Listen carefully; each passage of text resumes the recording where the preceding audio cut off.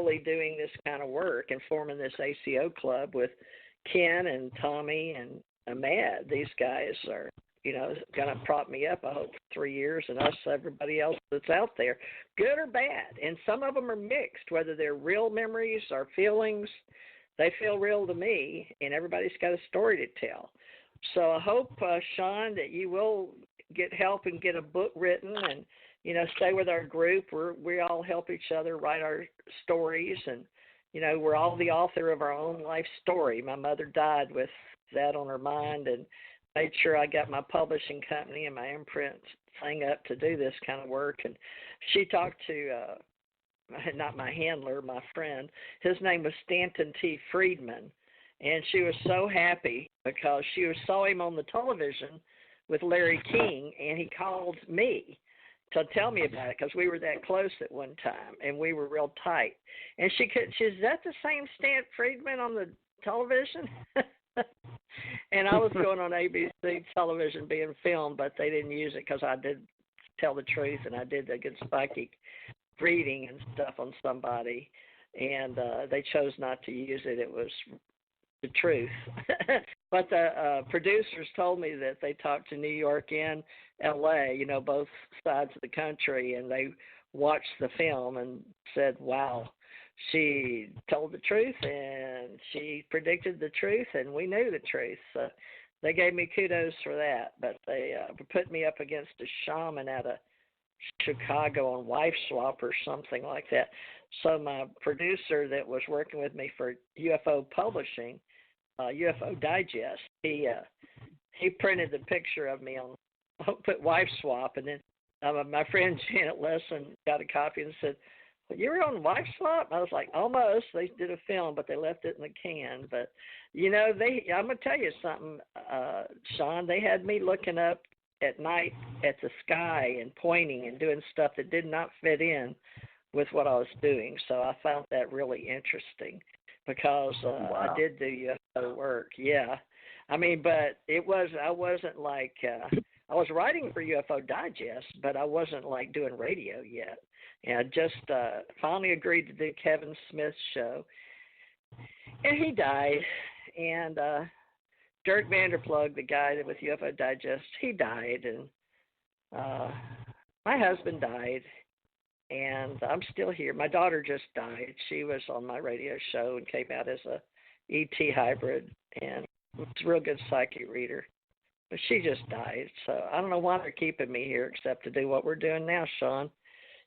What do you feel in your highest self that you feel like you're hanging on for a reason to help others? Because there probably is good and bad. In my life story, there's both good aliens and bad aliens, just like humans. You can be standing next to a human, and they can be just as alien as anybody because I happen to know they look just like us. I also know about the grays. I know about the ones that are – my husband told me the story of how – they went to a planet because he asked. I never asked this because I had memories in the past with Tommy here, past life, and coming down to Tibet. And it's a long story, and I don't want to get into it. But the main thing is that that there are some of us that have had good and bad things happen, and we just live with it. Do you mind if I try to call this girl? Because I think she's going to help us too. Sean, do you care if I see if I can get I'm going to let you talk, and I'll see if I can. Her name, she's brand new, and there's something to do with you and Barry and her and me, but she told me to try to get her. So let me, folks, hold on. I don't know how this is going to work. I've never done this before. I don't know if I can. Let's see, because she and I could not, I don't know how we got in touch with each other, and I can't call her, and she apparently can't call me. She tried to get in earlier, and they wouldn't let her in. She says, anyway, we'll hear what her story is. Let's see if it'll even let me. I'm going to try it, Sean. Now, Sean, she doesn't know anything about you or me or Hello? Ken or anyone. Is this Kimberly? Kimberly? Yes, it is. Yes. Kimberly. Okay, you're live and on the air. This is Teresa J. Morris with Sean Fowler, Ahmad Painter, Ken Johnston, and Tommy Hawksbloods, all men except me and you. Now we're equal. But Hello, everybody. Kimberly, this is Sean Fowler and my team of men in the ACO Club, or the ACO UFO Association, trying to get all these stories together. But Sean and you just showed up in my life, and I want to know what this is about. But what's so funny, Sean, I told everybody this for the record. Kimberly, what's your idea of how we met last night? You're a bubble on my phone. That's what I thought. I asked you how long we've known each other. But you tell me what you know. All I know is that you send me a friend request, but but you said that you didn't, and that's how this got started. And I don't take anybody in as a friend that doesn't have the same interests as I do, because I don't see a purpose for it. I don't have time. Okay, Sean. This is Kimberly. And Kimberly, this is Sean Fowler. Sean, can you hear her? Can you say hi? Hi, how are you? All right, hon. How are you doing? Just living in the Matrix. like the rest of us. That's right. Well, the rest of us that are awoke. Yeah, that's true. And are trying to dig it. Yep. Kimberly, can you tell Sean a little bit of what happened to you? I know you couldn't hear the show, could you, Kimberly? No, I didn't hear anything, hon. All right, so folks, you know what's going on. Kimberly has no idea. Sean has no idea. No, Tommy doesn't have any idea. Ken doesn't have any idea. And Ahmad just knows that I told him that she was coming on the show. Is that the way I understand? Ahmad, you want to speak to her real quick? Say hi, and I'll let each of y'all, because I want her to tell her story. Good evening. Good evening. Now, that's Mad's voice. Now, Mad, what do you know about Kimberly, for the record? This is an interesting computer Nothing. night. I have no clue about her, just that you said she had connected with you on Facebook and was going to come and join us tonight. Okay. Ken, you don't know any of this is happening, do you? And I'm going to let Tommy speak too, folks. This is important. I'm sitting back here taking notes and trying to see if I can put it all together. So let's go straight ahead. Okay, good. Tommy, I didn't tell you about Kimberly, and Tommy is the only one, him and Janet, in the last 7 years that have been able to talk to me just about 24/7. I don't let anybody in on that, on my phones and in my inner circle, and Ahmad can tell you that, probably can, because I'm hard to get. Tommy will tell you, he can't even get me. He rings 3 or 4 phones of mine. Tommy, you don't know anything about Kimberly? No, I don't, because I talked to you a lot, but I didn't talk to you about her at all. Okay. We're all ignorant. Fill us in, please. We're all clueless in Seattle. Okay, so Sean will have to call back in. Somebody dropped off, so I think that's his number. So, Kimberly, while you're talking, just tell us your story, and I'll try to get him back on here. Okay? Well, it goes back as far as I can remember seeing when I was I want to say about 3 or 4, seeing what now I know is to be a robot that looked like it was looking in the window, but the people that was taking care of me at the time, they were facing forward, but there was no reaction, and I never forgot that. And then later on, this was back in the early 60s, and there was no way of me knowing what it was. I was too little to know. It wasn't until later on in life that I learned exactly what I did see, or it resembled.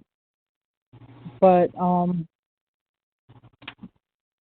all through life, nothing just seemed to fit. Everything just seemed I just never fit in, out of place, always looking for an answer. But I seen my first UFO when I was I want to say like about 13, 14 years old, and it looked like the mothership. It was huge.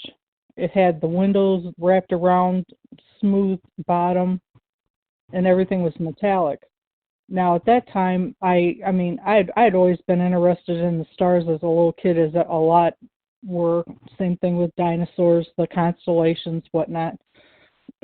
But there's just so much that goes on to this, because I started losing my pregnancies early on in the trimesters, and when the doctors would check me, there would be no sign of ever being pregnant, when we know very well that I was. But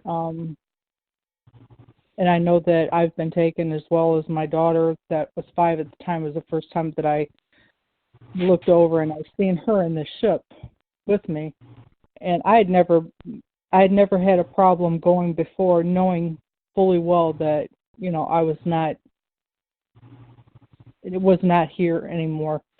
I was able to walk around the craft, sit up front as one of the crew. There's just a lot of aspects that go into the story. I mean, to try to tell it all at one time is difficult. But I've never had a bad experience, other than the fact I was really pissed off about having my 5-year-old being next to me, being examined as well. I mean, there was never any pain involved. There was none of that. They was very nice and calming and everything, but my pillow was soaking wet in the morning when I woke up from screaming and crying, but nothing's vocal. Everything is telepathy. Everything's telepathic. If you want to talk, everything's telepathic. You have no voice. There's no sound. And I've lost several children, one of which they showed me, so I know that I have a hybrid child up there, at least one. And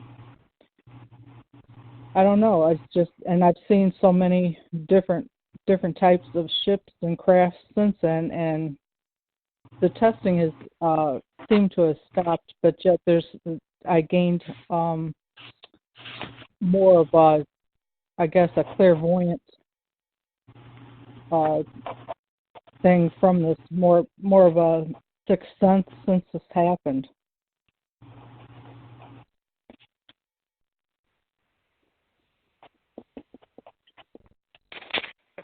I'm not sure what else you want me to, where else you want me to go with this. You say at first you'd seen a robot?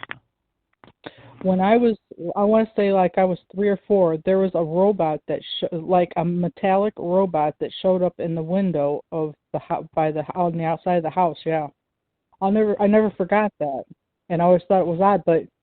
And for some reason, I never said anything. Everybody was, and the people that was taking care of me was facing that window, but yet nobody said anything, and I was behind them playing, and I had seen it. And it was like it looked in the window. I know it sounds odd, but it's the truth. I have no reason to lie. Well, but it wasn't until later on. It didn't sound odd to me. I was just curious, that I didn't know what it was. You're not. Yeah, I didn't know what it was. Sorry. Yeah, it wasn't until later on in life when the robots came out and I was more of an understanding of what it actually was. But still, my family was not one that you would go and be able to talk to or tell anything to, especially my mother. I didn't have a upbringing like that. That's why I was raised by other people. But my finding and research on everything has been that this is a family generational issue. Not everybody in the family goes. They track or keep tabs on at least 2 people in a family, of a generation of each family. Well, not everybody, but certain ones. That's why I believe that not everybody's awakened for that reason, because not everybody is supposed to be. No, I don't believe half people can handle it.